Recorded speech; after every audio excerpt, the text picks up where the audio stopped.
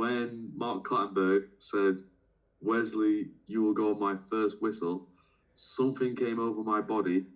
Can't explain it. I couldn't feel my legs. And I think that was the realization of what, here I am.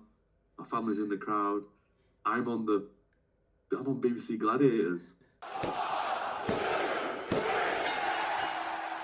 Well, welcome back to the Grapple Theory podcast. Thank you so much for joining us once again. And this week, we're joined by someone who'll be a familiar face to you if you watch TV a lot, because he's someone who's been on TV quite a lot as of late. It is Gladiators Finalist Wesley, known as Nsereko to those of us who know him from British wrestling. Wesley, thanks so much for coming on the podcast. How are you doing?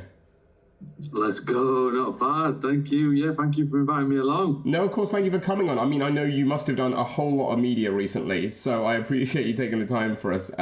How has that all been, like, in terms of just the schedule of what you've been through, sort of like the last few months?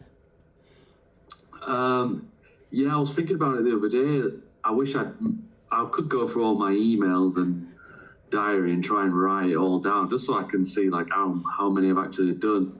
I kind of wish I was a bit better at promoting myself, because those early on, that first 2 weeks was chaos, and I wish I'd just plugged all my shows and really gone for it. But I was just taking it in my stride, just enjoying it and having banter along the way. But I could have really used that. I was going to say, it would have been great if you'd just been out there with like Bradley Walsh and stuff, just been like, oh, and by the way, check me out. It was heavily edited, so a few of my interviews have been heavily edited, where I've thrown a few things in which I probably can't say. Brilliant. I love that. I loved how, like, again, in a couple, you had obviously your family there, and you had like the TGW belt in the front row with them, didn't they? Like, for a couple of them, I remember seeing. Yeah, at the time I was the True Grit champion. So I remember I quickly realised the opportunity, like, oh, wait a minute, they're going to keep panning the camera to my section. So I gave some of my keys. They ran back to my house over in Leeds. They grabbed True Grit t-shirts, some of my wrestling t-shirts, the True Grit belt. I was like, yeah, get all them. You got a promo where you can. I love it. I mean, how was it again? Like, you mentioned all the media stuff in terms of like promoting yourself, but like, how was that having the media like arranged for you, as opposed to like, again, like indie wrestling, having to do it all yourself, doing your own promos and stuff? How is it like having someone else being like, oh, you're going on like this morning to, like, you're going on BBC today? Like, how is that? Yeah, it was a nice insight. I suppose I spent about 3 weeks where it was a bit chaos, and then the 2 weeks actually recording the show was a bit like that, getting pulled here, there, and everywhere for interviews. I wish that was the norm for British wrestling. There's clearly a market out there for it, with the amount of people I've had bump into me, and they've all said they'd like to come watch me wrestle. They heard me on the radio, and it's like, if we had that reach in wrestling, I think maybe we're due another boom. Who knows? But maybe some sort of like, know that it's there. Yeah, some sort of like wrestling PR company who like manage everyone and like sort out where they're going to be and help them with like media and stuff. Yeah, because everyone I've spoke to is interested. It's just, as you know, there's so much going on in the news and entertainment. It's hard for us to grab the limelight. You've got little things that bump here and there, like Joe Hendry is in the limelight at the minute and stuff like that. So that's like, mental as well, isn't it? That's mad. Yeah, I just saw that today, and I was like, oh, it's like there's always a pro wrestler somewhere, here, there, everywhere. Wrestling does go underappreciated, I think, like, especially in those fields. You know what I mean? Like, I feel like other sports would maybe capitalize on it a bit better than wrestling does, because wrestling seems to be that real niche in terms of like a sport. I agree 100%. Like, even work colleagues and stuff, like, until they've actually come and watched me wrestle, or they've seen highlights, or they actually look at my schedule, and me getting to the final of Gladiators is in a few people's eyes like, oh, so you're actually in decent shape and you can do stuff. I'm like, yes, like, obviously, yeah. What did you think I was doing like every weekend? Yeah, it's mad, isn't it? That it's truly mad. Where, like, again, like you say, that reaction of like, oh, like you're an actual athlete, not just like, obviously I'm an athlete. Seriously? Like, come on. Yeah. But I get it. I mean, like, talk to me about like the whole Gladiators experience. And before we get into your indie career, talk to me about the whole Gladiators experience in terms of like, what was that timescale like? Give us like a peek behind the curtain. Like, what's the timescale like from like you applying to you getting the call to like that quarterfinal show where you were like in it because you like someone got injured? Like that whole run, like how does that work? Like what is the time frame we're talking there? It was very, very. It all fell into place perfectly. I'm actually doing a presentation through work for a few leaders.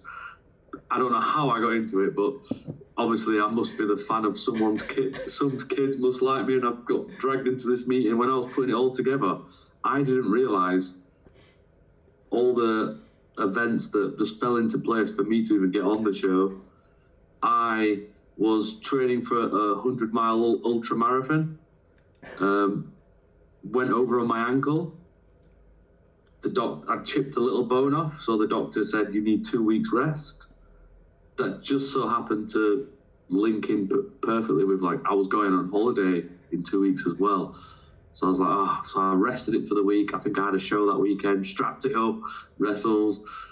Sorry, it's just That's all right. My phone screen told me I've been on my phone too long. Yeah. I get that all the time.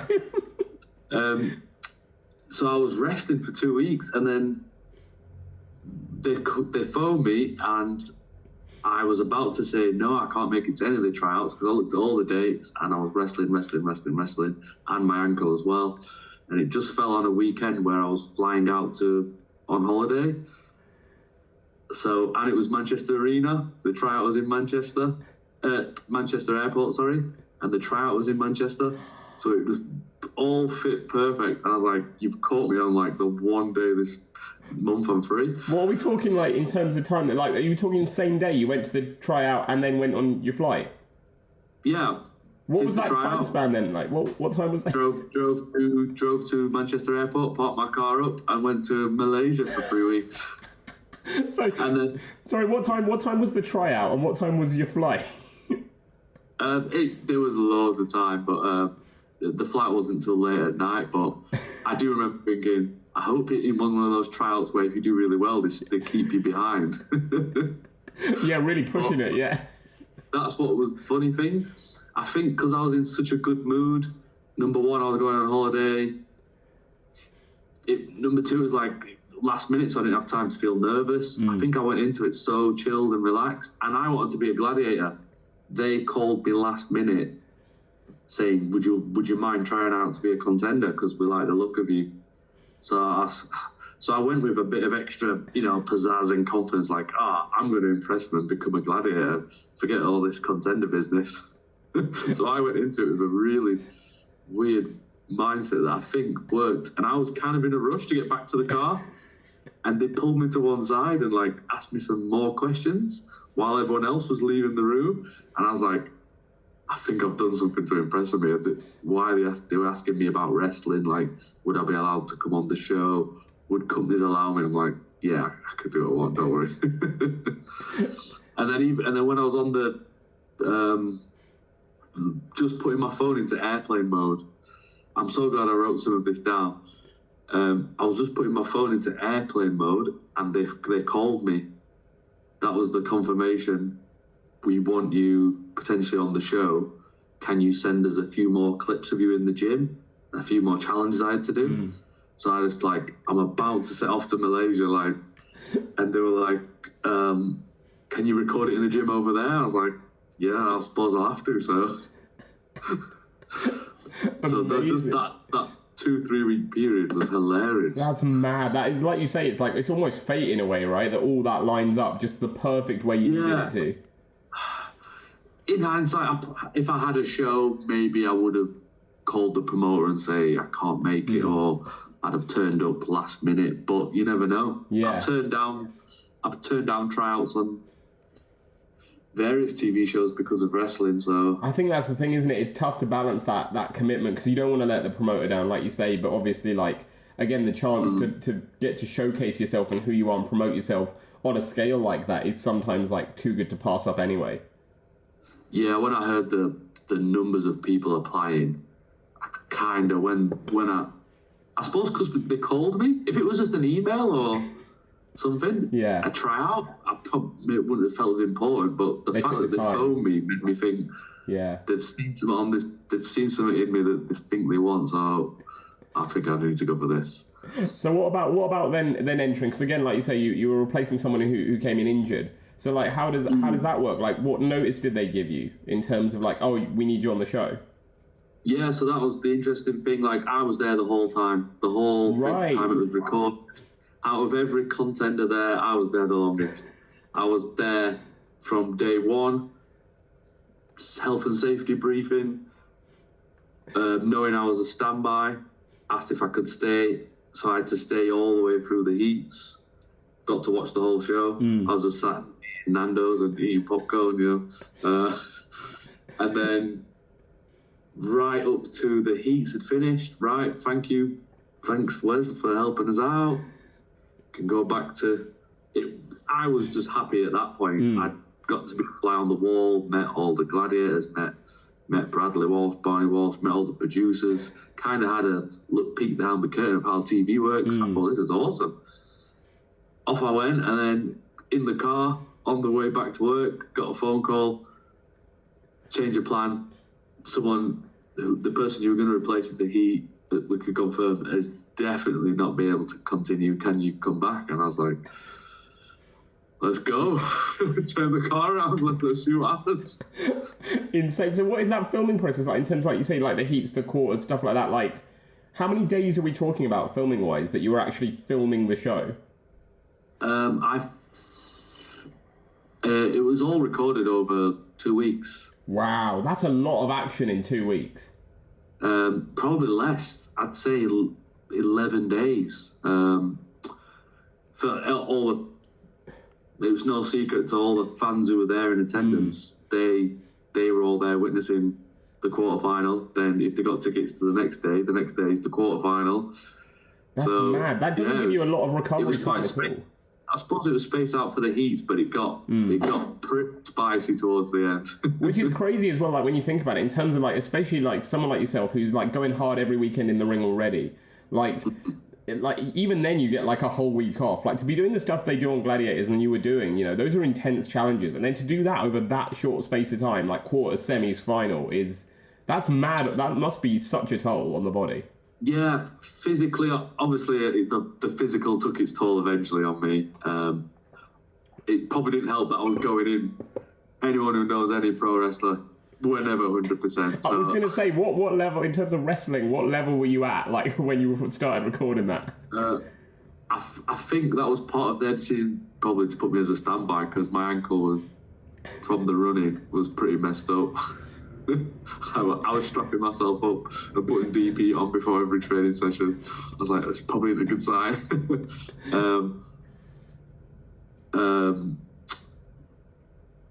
But the hardest bit, I think, was just the adrenaline rush and the nerves and the emotions and handling that through very, very long days. Like, even wrestling, you'll go, you do a show, you'll get your adrenaline. If I wrestle Friday, Saturday, Sunday, you can bet that Friday night I probably won't sleep because you're thinking about my match. Should have done this, or it went really well, and your adrenaline's high. And then, at least when I go to bed, the next show's not till 6, 7 p.m. the next day. Whereas this was getting back to the hotel 11:30 p.m. back up 6 a.m. back at it for a full day of activities. So it was such. I think I was in a good position because I was durable. I was able to handle some of the stress, but at the same time, I would say that was probably the hardest bit. I've heard rumours of a few wrestlers that might have been at tryouts or was close to it, but it's similar to wrestling, isn't it? It's all the looks. Yeah, the looks and they wanted everyone. All the gladiators have got quite heavy athletic pedigree, Olympians, and sporting achievements. Yeah. And pro wrestlers are perfect for it. The problem is the amount of time and effort we all put into wrestling. We've not had time to get those trophies here, there, and everywhere. Like I've tried to do long distance running at the same time of wrestling, and you've seen already the amount of times I've gone over on my ankle, and then I've had a show the next week. It's like, oh, I've done it again. yeah. Whereas I get it, those guys, it's more like about training, honing the craft, like honing your body, and they have more time to do that. And like again, and it's no disservice to them because they all look great, but they all look that very like athletic, sort of like almost bodybuilder type physique, where you're like, that's the look that like they want for the Gladiators, right? That intimidating presence. It's like, and you could argue wrestlers should have that as well. Some do, fair play to it. Like some do, but that's the thing. Not everyone does, and you don't really need to in pro wrestling. I think that's the beauty of pro wrestling is that it's proven that you can have so many different body types in it and still do it brilliantly. Exactly that. If it wasn't for wrestlers on the indie scene or even on the bigger promotions that were of a smaller physique but still entertaining, I probably wouldn't have got into it, and I wouldn't have got to where I am now. So exactly. Well, no, it's brilliant. It's a great experience. Obviously, like, gutted if you don't win it in the end. It was great seeing you in the final though, going all that way. I mean, in terms of like that final, what's going through your mind, that whole thing? Like, is it, if I can equate it, is it like a title match? Like when you're doing that final eliminator, are you like, is it sort of similar mindset? Yeah. You get those same nervous butterfly feelings walking through, like, in the arena, coming to the curtain. I was going to say... I feel it now. It was horrible. But then once you're out there, once you're like on the stage, like let's say again, like the eliminator at the end, like once you're there ready for it, Mark Clattenburg's about to blow his whistle, are you still shitting it, or like are you more like chill at that point? Semi-final and final, it was game face.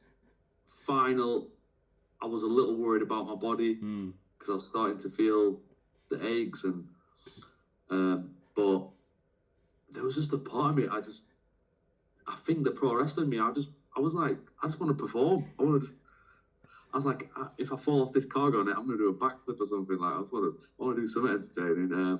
I'll tell you what, there was one time, the quarterfinal, if anyone goes back and watches it, when Mark Clattenburg said, "Wesley, you will go on my first whistle," something came over my body. Can't explain it. It was like an adrenaline dump. Like I couldn't feel my legs, and I think that was the realization of here I am, my family's in the crowd, I'm on BBC Gladiators. It all hit me, and when you see me run towards that first obstacle, I had no energy whatsoever.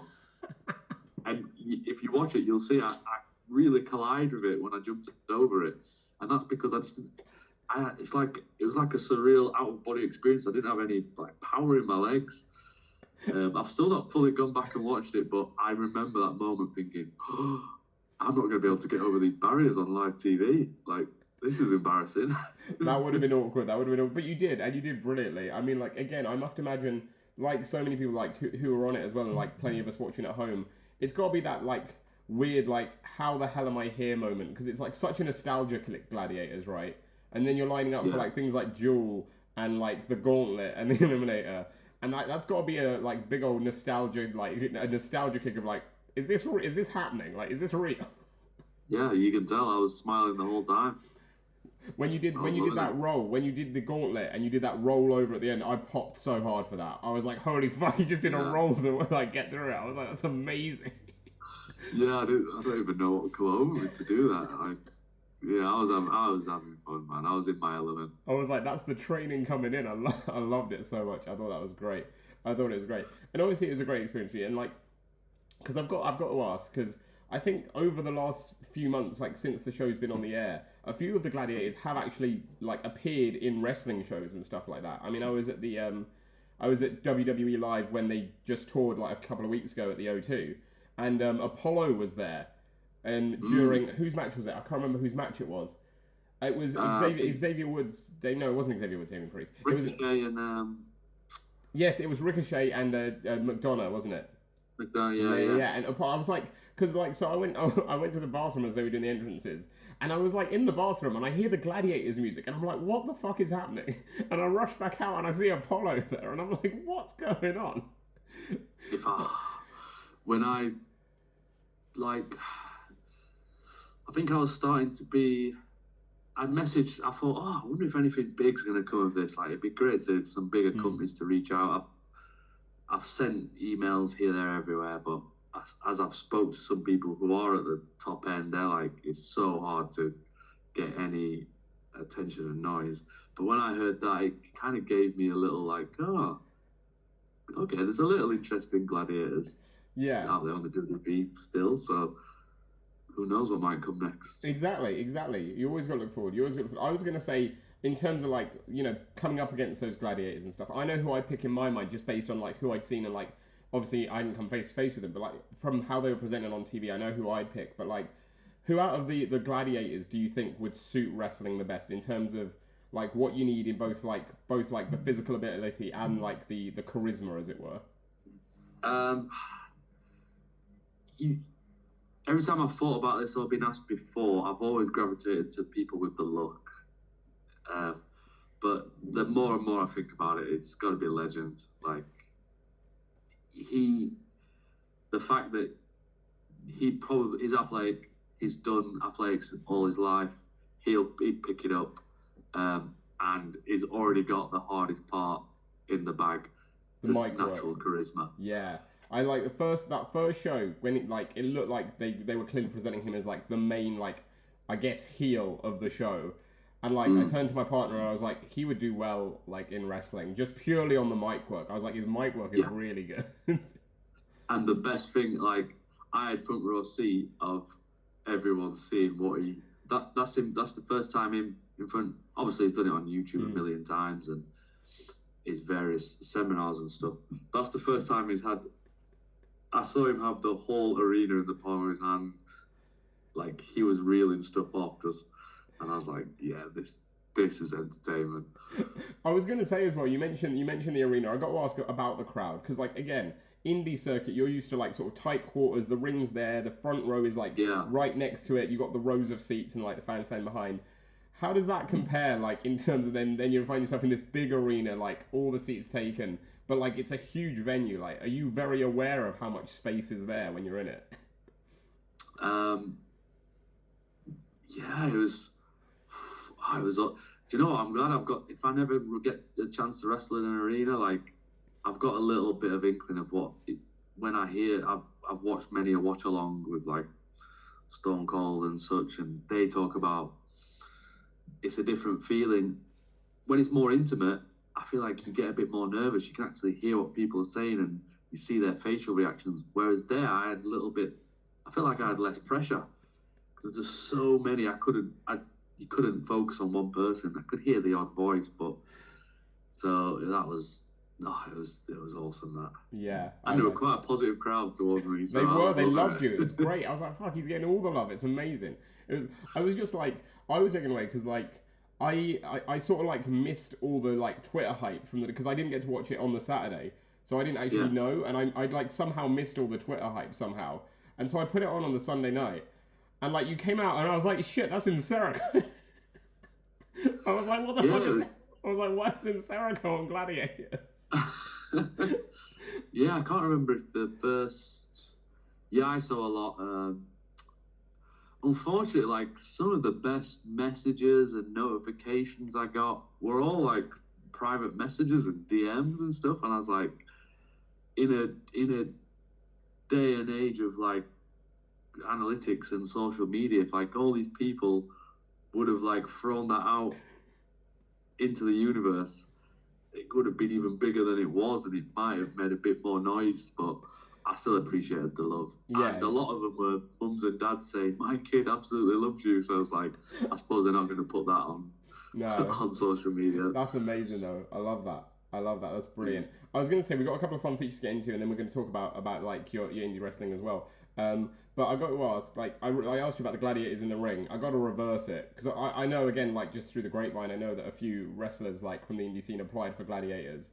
Like, if I were to put you on the spot, out of the indie scene over here in Britain, who would you say like would make a good gladiator? Ooh, a gladiator. Oof. The thing, yeah, they need the whole package, don't they? In my mind, I was going to say this is actually, at the time of recording, before the next True Grit show. By the time it goes out, it might be after, but I've not decided that yet. So if it is, then take that as it is. But your next True Grit opponent, Shreddy, I thought in my mind, I'm like, Shreddy looks like he could probably... I think this match has been set up for that reason alone. I've kind of worked out how True Grit's head work now when I see their bookings. Well, they haven't told you... Yeah, it's set up for that reason alone. What they haven't told you is that it is a duel match. They're going to have the podiums and everything. That would be awesome. And I've got unfinished business, so I feel sorry for anyone who goes against me on duel. Yeah, Shreddy, watch out. That would be awesome. Imagine if one of the wrestlers, I was thinking I'd loved it if one of the gladiators were wrestlers and then I came out as a contender.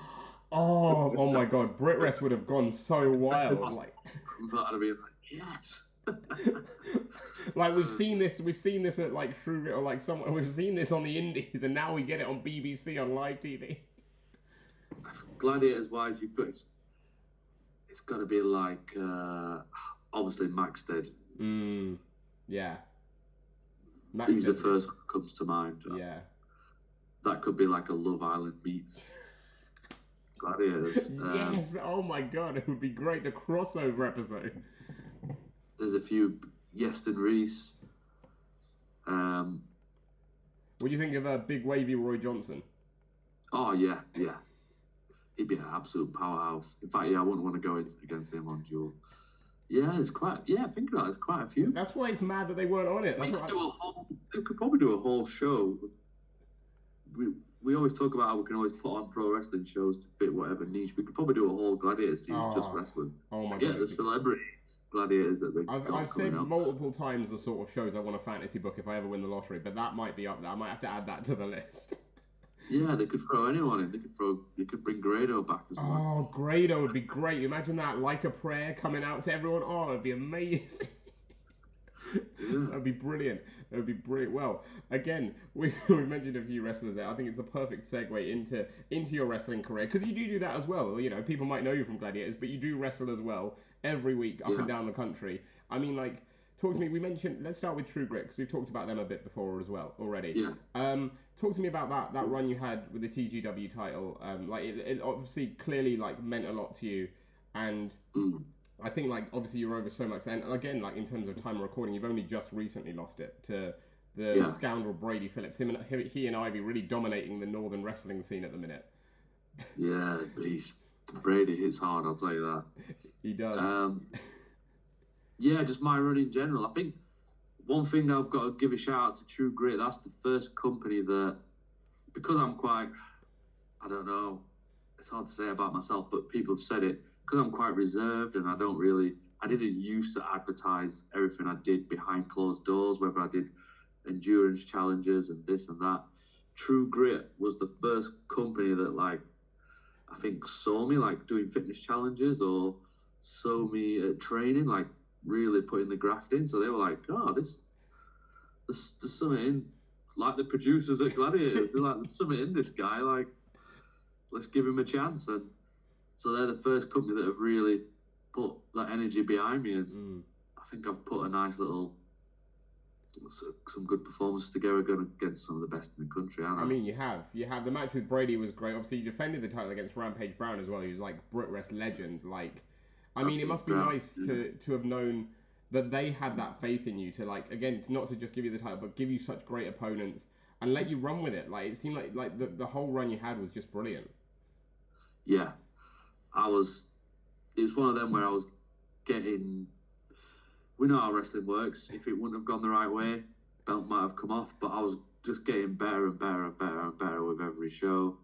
My confidence was growing, because I've always been the more athletic.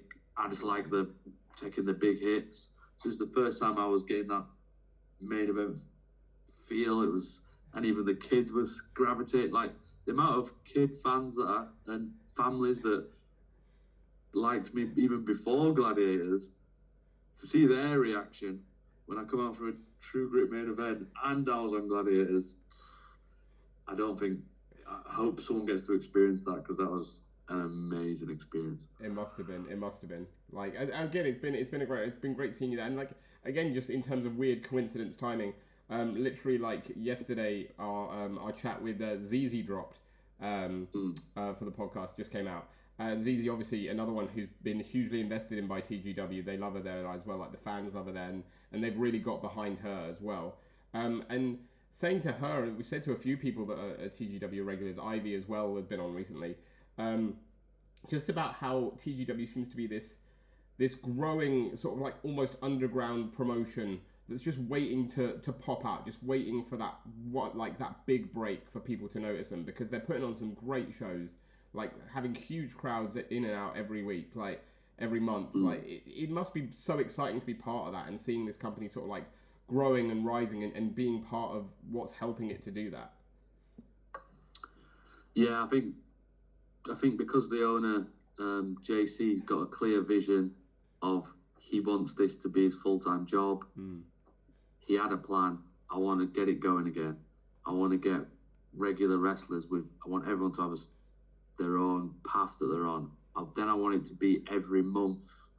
So it's every year, different plan. So it's cool to see someone with a plan, a story, and execute, rather than, it's a shame, yeah.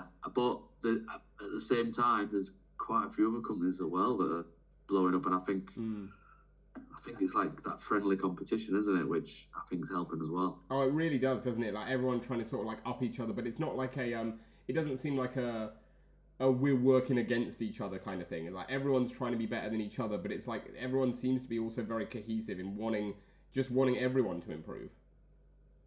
Exactly that. And I've noticed that, like,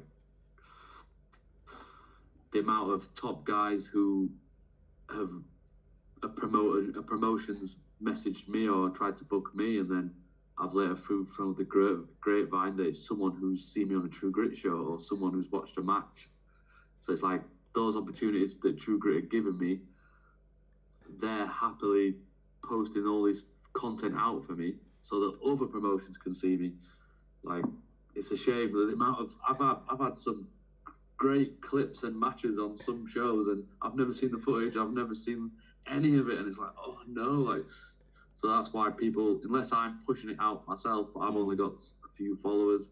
If you've got promotions pushing your stuff out as well, I think we'll all grow together.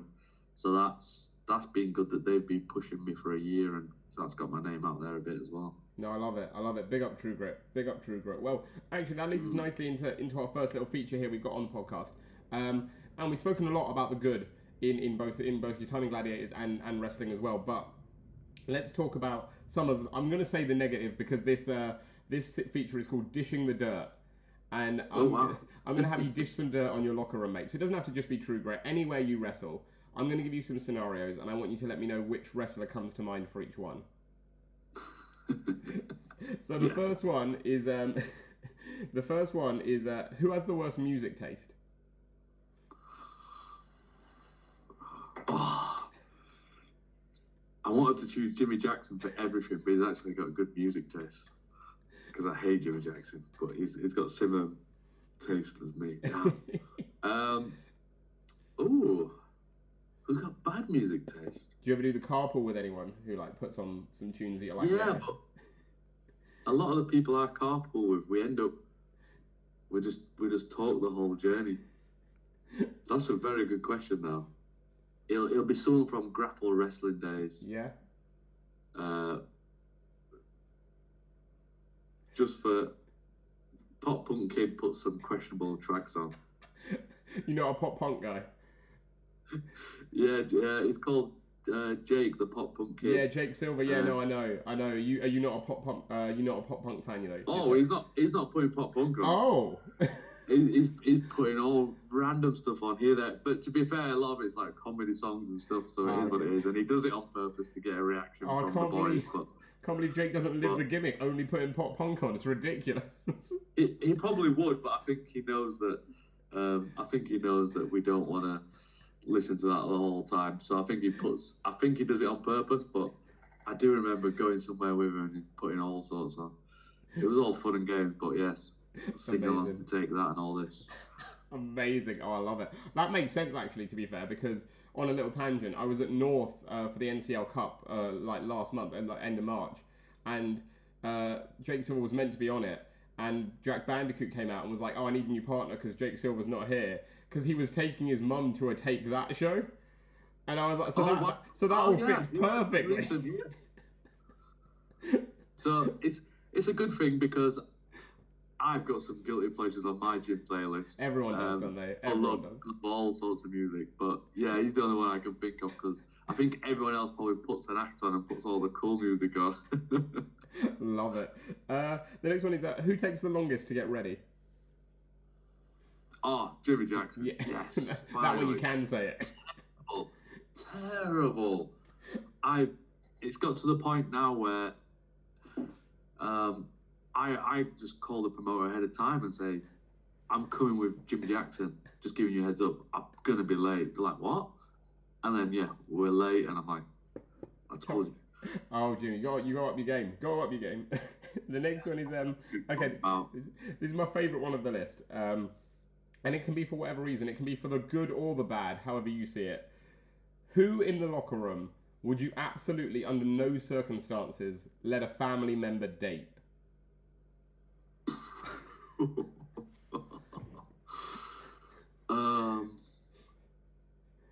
I'll be throwing some people under the bus here. I know. There's got to be one above all who, like, say, like, one of your family members walks in, like, I don't know, special, like, family occasion, like a birthday or something, arm in arm with one of the locker room, and you're like, no, that's not happening. Oh, bro, these are brutal. It can be positive. I wish I'd have got this. It can be like. I've spoken to people who have been like, "Oh, this guy's too good looking, so I wouldn't," because it's a danger in that way.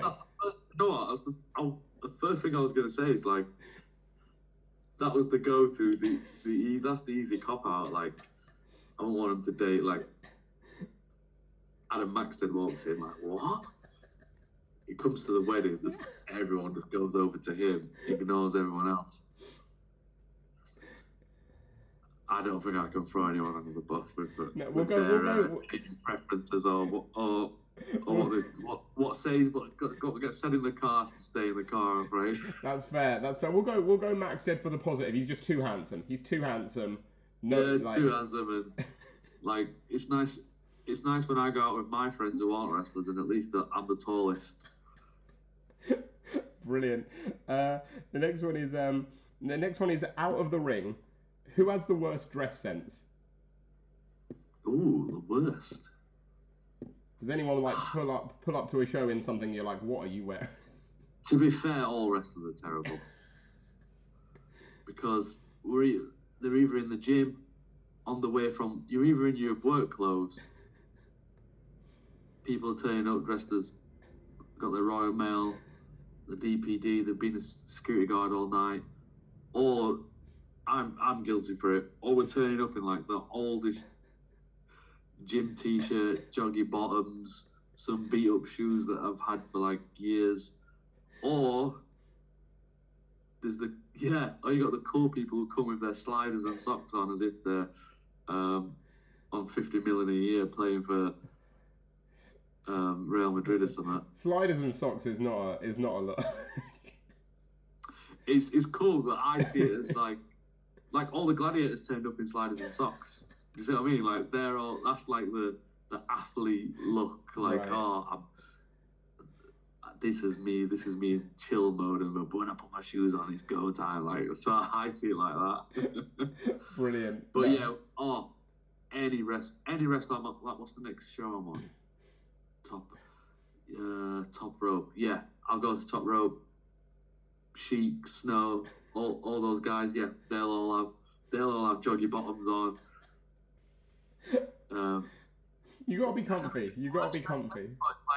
It's not what you'd expect a pro wrestler. No one's rocking the Ric Flair when they rock up. Do you know what I mean? No one.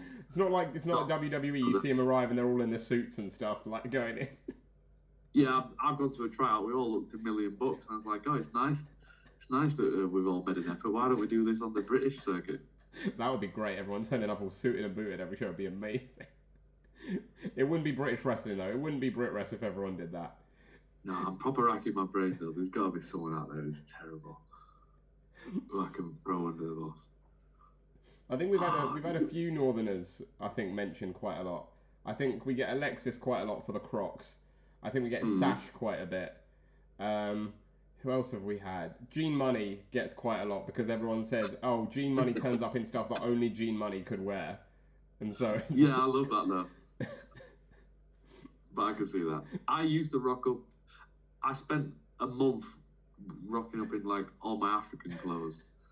And I realised, I don't think this is going to catch on. Oh, I mean, it didn't catch on, but I'm sure you look great at it. But yeah. It looked alright, but it was an effort. It was an effort every time. I was like... I was going to say take like a change of clothes, go to the gym, then get changed into like my SmackDown second attire. Yeah, maybe not worth the hassle. But actually, on another tangent, while I ask you about that, again, I wanted to ask you similar about that because I know that you're someone who is like very proud of your heritage and is not afraid of representing that, like in and out the ring and everything like that. And I wanted to ask you just about that representation and like how proud you are of it, but also like it seems like representation has really improved in British wrestling over the last few years. I wanted to get your thoughts on it, whether you think that is the case in terms of just, again, like more representation, different cultures, different like creeds, whatever it may be in British wrestling. It seems to be a thing where you've just got more people coming through from those backgrounds. Yeah, I never thought I'd do any sort. When I started wrestling, I was doing disco gimmick, and I didn't realise I was sat on a gold mine of potential character traits already. I was born in Uganda, and there was Kamal already built into wrestling. I was like, I've been sat on this whole time. How stupid of me. My family over in Uganda absolutely loved it. Every time they see any wrestling gear, and I've got even though people saw the gear originally, they thought it was a German flag I had on me. It's the Ugandan flag. Always got the Ugandan crane on there. I love that. And do you know what? It was like a little hidden dream of, I want to open a gym in Uganda massively. That'd be great. With the thought of like, oh, I wonder if I could get a wrestling ring out there. And now we've got soft ground wrestling popping off over there. I was going to say, I want to see you out there. Would you go out there? Oh, I've spoke to them. I speak to them on WhatsApp all the time. They all messaged me before they blew up to what they are now, like saying they'd watched me on Rise Wrestling and stuff, and I was like, oh, that's awesome. Like, I want to go out in November, so watch this space. That'd be awesome. 100%. They're 2 hours away from my house in Uganda, so it's a no-brainer. That's awesome. I was going to say, as someone with that heritage, it must be amazing to see what they're doing about like how they've blown up and just the work they're doing in terms of it's wrestling, which is great in itself because we all love wrestling, but it's also this activity that's like helping the community and helping like the local people there, which is just really heartwarming as well. It must make you really proud to see that going on in your home country. Yeah, I just hope it's all managed properly because I know it can get crazy over there. But yeah, I can't wait to get out there and just get a feel and see for it. I forgot what I was going to say then. I had a really good thing to say. It's amazing. It's great to see that, and I love that. And again, like it does feel like representation has improved and has grown in the British scene, which is great. Like we speak to so many wrestlers now who are like, when I was coming through, there wasn't a lot of like coloured people or like women like wrestling who you could look up to, and now there's this plethora of them, and that just can only mean the best for the next generation coming through. Yeah, I absolutely. When I was at school and stuff, I don't think I fully appreciated my heritage. Being born in Uganda, I kind of saw it as a hindrance because I moved schools so many times. Kenya, Uganda. It was like, oh, this is annoying. Everyone else has had a steady education at primary school, secondary school. They're all levels above me. I think that's why I gravitated towards sports and being athletic. And then when I halfway through university and people would see like a random sculpture I'd have on the wall or a painting, then they'd be interested, then they'd start asking questions, and I'm like, oh, everyone's interested in my culture. And then it just made me super proud of where I was from. So I kept going back to visit every year. I'm glad I'm known by some people as Uganda, and obviously Nsereko is my actual Ugandan given name. Yeah, so when I thought, oh, it's a no-brainer to slap that on my gear, that makes me even happier. No, I love that, and big up you for doing that as well. It's brilliant. I was going to say back to the dish and the dirt questions, because I know time's running on. Back to these questions. The next one's a lot nicer. This is a nice one on the list. So you've forgotten your gear for a show, and you've got to borrow someone's gear. And I know you're a tall guy. I know that might be difficult, but this is one size fits all. You can pick anyone you want. Whose gear do you look at and you're like, I could pull that off. I'd love to give that a go. Oh, damn. On the British scene? Yeah, like on the indies, yeah. There's some crazy looks out there. There is. Do you know what? No, I wouldn't. No, I was going to say G, but he's just got the dog collar on. The dog collar and the nipple tape. Who have we got? Mega. What if you went for quite a few tame. What if you went for like a singlet, like an Ivy or a ZZ or something? Oh, you want to rock that? Yeah, I'll rock a Lana Austin singlet. Oh, I tell you what, yeah. Yeah, I reckon I could pull it off. Hey, I've got a bit of pizzazz, you know. I was going to say, you got the sparkle. I think one day it's going to all come out. I'm ready for that. I've been working on my glutes, been doing my squats. I'm ready for that. I was going to say, you steal the thunder. Lana's known for it. She's always got the good shots there. But like, I mean, then you're in it and you steal the show. Everyone's going to be like, shit, we need Wesley in this. Yeah, I've got the hair as well. For now, I'm ready. Oh, I love it. I think this has got to happen. The Lana Wesley, Lana and the Lana and Nsereko gear swap for a show. Yeah. Oh, brilliant. There's only a couple more left. The next one is who would throw the best party in the locker room? If everyone had invited you to a party on the same night and you could only pick one, what's the party you need to be at?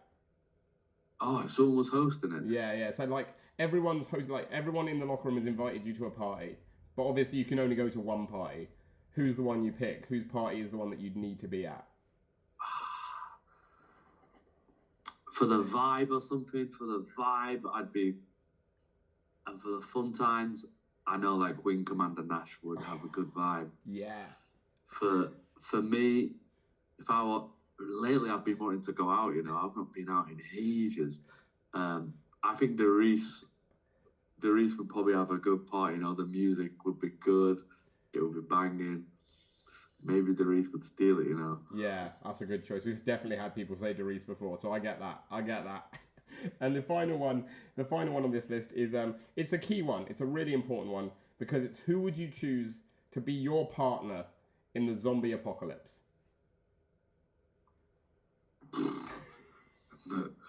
None of these guys are going to keep. I'll be running, man. Like I've been training for this, but I've been training for this for the last 6 years. I can run for 24 hours, so whoever's with me is going to die. So zombie apocalypse. That's deep. Ask me someone. They going big. It'd have to be Jimmy Jackson so I can use him as cannon fodder. I was about to say that. I was going to say literally that. You just feed him to the wolves and run. Because you want a partner, but we've all watched these zombie films. We know how it ends. One of you's getting bit. Amazing. Oh, Jimmy. Poor Jimmy. Once he's bit, I'm happy to get the baseball bat out. And that's what he gets for running late, like taking it right back to that very first question we asked. That's what he gets for always running late. He can just be fed to the wolves. He's not on time, he gets left behind. Hey, you should have sent me these questions. I'd have had some popping answers. Oh, no, but that's the thing. I never send anyone the questions. I like to put them on the spot a little bit. That's cool, man. Yeah, these are good. Like, I'm running so many scenarios through my head. No, thank you, mate. I appreciate it. Yeah, I like to do something a little bit different, and that leads us on. Actually, as I know, time's running on again to our closing feature on the podcast because we've known about now the locker room. Now we're going to get to know about you, but we're not going to get to know about Nsereko. We're going to get to know about Wesley, but not the Wesley who was on Gladiators. The Wesley off screen. This is who you are as a person when you're at home, when you're like on your own, when you're relaxing. Because this is called Anatomy of a Pro Wrestler, and it's basically what makes you you. So again, I'm going to ask you some like quick fire questions, and you let me know what comes to mind. So the first one is, what is your favourite post-pinfall pig out? Post-pinfall pig out? Oh. Yeah, we're saying, again, because I know a lot of people say McDonald's because it's all open, but we're saying everything's open. Like, you have the world at your disposal. After a show, where do you want to go? Where's the thing that will really hit the spot? I've just moved house. When I used to be back at the old flat, that was bad. I'd go to if I could make it to the co-op in time.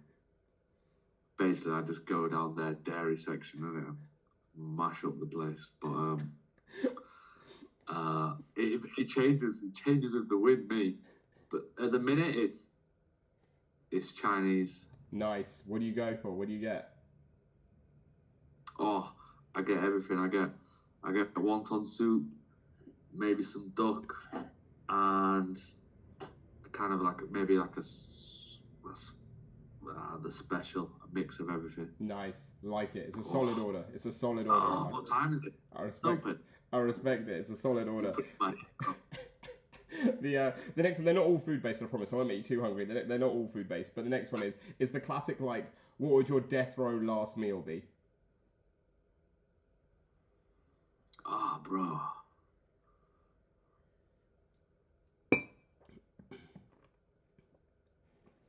That's a big one. It is. It's an important one. I'm a foodie. For me, it'd have to be some mad 3-course meal. Like proper fancy, like proper like. Yeah, I'm big on my wonton soup and everything now. I've been going crazy. Mains, it'd have to be some sort of steak. Nice. How do you have it cooked? That's the key question. Yeah, it'd have to be. Medium rare. Smart. I like it. We've had too many wrestlers say they have it well done, and it sickens me. Depends. Yeah. And I'm a big ice cream guy, so give me anything. Nice. I like it. It'd have to be a whole deal. You can't just have one thing, can you? No, exactly. It's poor if you're just having one thing. It's your last meal. You got to go out absolutely stuffed, fully bloated. Yeah. Love it. Brilliant. The next one is we talked about other people's music taste in the last segment, but now we're talking about your music taste. It's what's the song that gets you the most hyped? I have so many. My gym playlist is ridiculous. There's a lot of grime tracks on there. Nice. Newer ones and tracks from when I was at university. I was a big boy better know guy. I was part of the Skepta Street team, so I used to, before he was big, I used to go around posting all his videos. I used to be part of the street team posting his videos on MySpace and stuff. No, that's amazing. Yeah. I'm actually in the So Alive video. If anyone goes back and watches the Skepta So Alive video, there's guys, we're wearing like the Grim Reaper hoods and we've got the torches. I'm one of those guys holding the torch. Oh my god, that's amazing. He invited us down to a few of his music videos and we'd go to the after parties. They were crazy.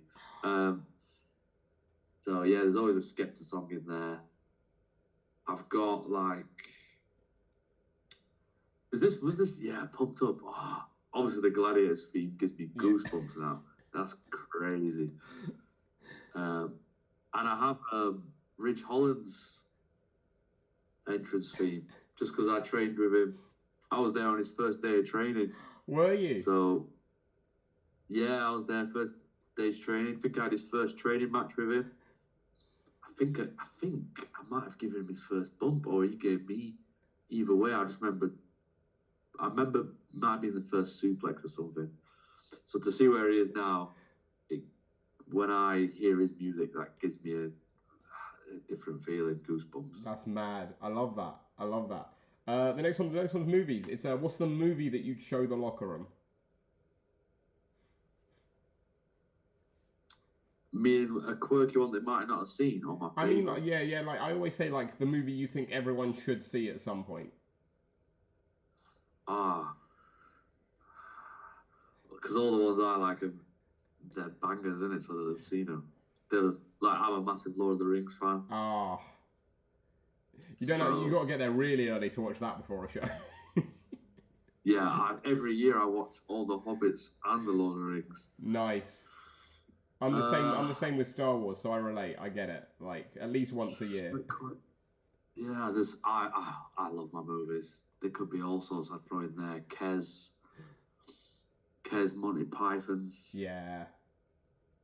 Black Hawk Down, I'm a fan of. I've not watched that in a while. That's a great film as well. It's a very eclectic movie taste though that you got clearly. Oh yes, I'm big on like soundtracks, and I think a lot of them link to how I felt at the moment. So I think Lord of the Rings was like, how old was I? Like 17, 18, going into my own. So it's like you get that emotional attachment to the nostalgia, yeah. All my Monty Pythons and Kes is because I watched them with my mum, and I've got 3 sisters, so there's a lot of rom-coms that I may have watched about 3 or 4 times, and I know lines from like, oh, where's you so sensitive and sweet? I was like, I got 3 sisters. I was like, if they get control of the TV, I ain't got a choice.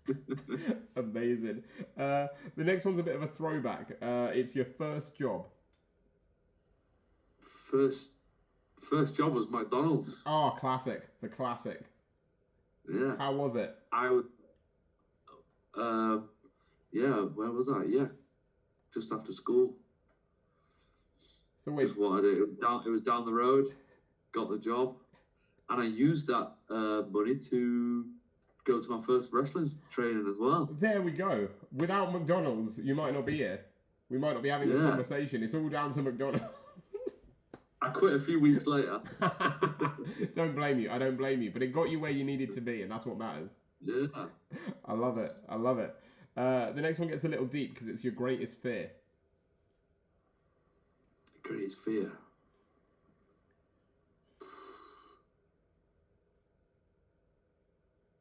It used to be spiders, but I got cured by my mum constantly playing pranks on me. Oh, I need a cure for that. I'm terrified of spiders. That's my one. So like, I used to be frozen with fear. And then I don't know if you know the little top of a tomato. Oh yeah. My mum always used to throw them on me, and eventually I think it just the amount of times it did it just annoyed me. It cured me, and then now I've had spiders walking on my hands and all sorts. Oh mad. Oh, I know. I don't think I could ever get to that stage. Fear, obviously, I've definitely got fear. But that's one thing that I'm massively proud that I've kind of overcome. That I kind of like to do things that scare me. Yeah. Like wrestling, I'd have never wrestled in front of people. Did that. Hated talking in front of people. I've done that. Like interviews, awkward situations like that. Like everything. Like I never wanted to go into the Peak District and stuff because I thought I'd get lost. I've done 24-hour races in the Yorkshire Dales and the Peak District. So if I have got a fear, I like to jump into it. Yeah. I've definitely got some. I just can't think off the top of my head. No, it's all right. That's brilliant, though. I love that you like to push yourself like that. I think that's great. The next one's a lot nicer. It's your favourite animal. Oh, favourite animal. Shows I've got a life. I was going to say lots of I love animals, so there's all sorts. I've got a rhino on my desk at work. I've got a leopard there. I've got paintings of elephants on the walls. Oh, I love it. I love dogs. I wanted I've not got any tattoos, but I wanted the big 5. on my arm. Yeah, that'd be cool. So, that's too hard. That's too hard. Too many to choose from. That's fine. Love it. All animals. Love that. The next one is your. It's only a couple more. The next one is your favorite place in the world. Oh, bruh. I would have said Uganda. But I've been bitten by that. What do they call it? The Southeast Asian bug or whatever. I went to visit some friends in Malaysia, and I loved it out there. Yeah. I need to go back. I can't remember ever being that happy, just walking around, eating the food, meeting the people. Everyone was just so friendly. It's such a different Malaysia world. and Thailand, so I think at the minute out there seems to be my favourite. I'm desperate to go back. I love it. Well, if I said not Malaysia then because you've been there, somewhere you haven't been, because the final one is your dream holiday destination. Oh, Brazil.